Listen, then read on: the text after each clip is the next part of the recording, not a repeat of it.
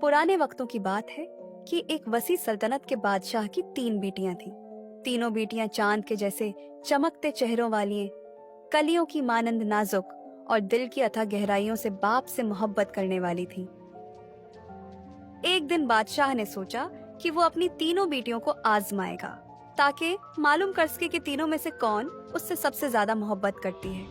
ये ख्याल दिल में आया तो उसने फौरन अपने खादिमों को हुक्म दिया कि तीनों शहजादियों को हाजिर किया जाए। चंद लम्हों में तीनों शहजादियां बादशाह के सामने आ खड़ी हुईं।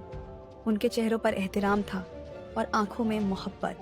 बादशाह ने नरमी से पूछा, आज मैं ये जानना चाहता हूँ कि तुम सब मुझसे कितनी मोहब्बत करती हो।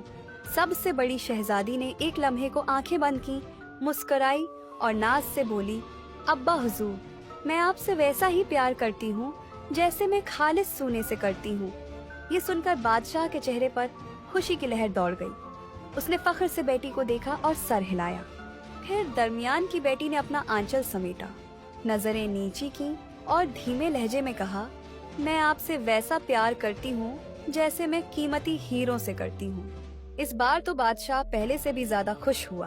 अब सबसे छोटी शहजादी की बारी थी। वो आगे बढ़ी और कहा, अबा हुजूर, मैं आपसे वैसी ही मोहब्बत करती हूँ जैसी कि मैं नमक से करती हूँ। ये सुनकर बादशाह गुस्से में आ गया। तुम ऐसा कैसे बोल सकती हो? यानी तुम्हारी नजरों में मेरी अहमियत एक आम सी चीज नमक के बराबर है?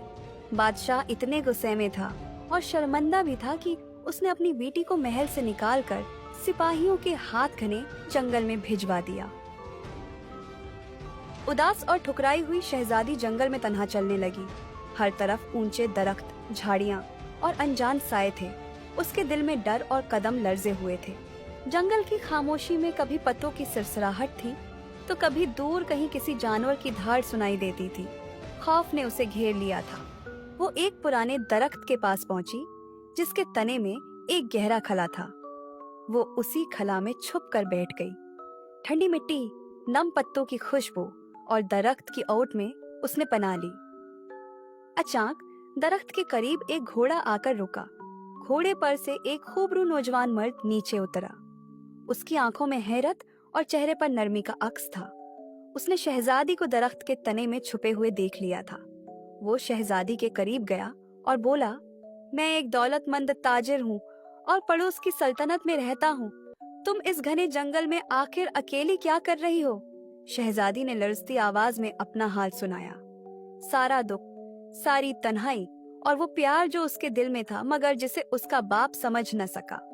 ताजिर ने उसे दिलासा दिया, एक दिन वो जरूर समझेंगे। उसने शहजादी से कहा कि उसका यहाँ जंगल में अकेले रहना खतरे से खाली नहीं, लिहाजा वो उसके साथ चले। शहजादी राजी हो गई।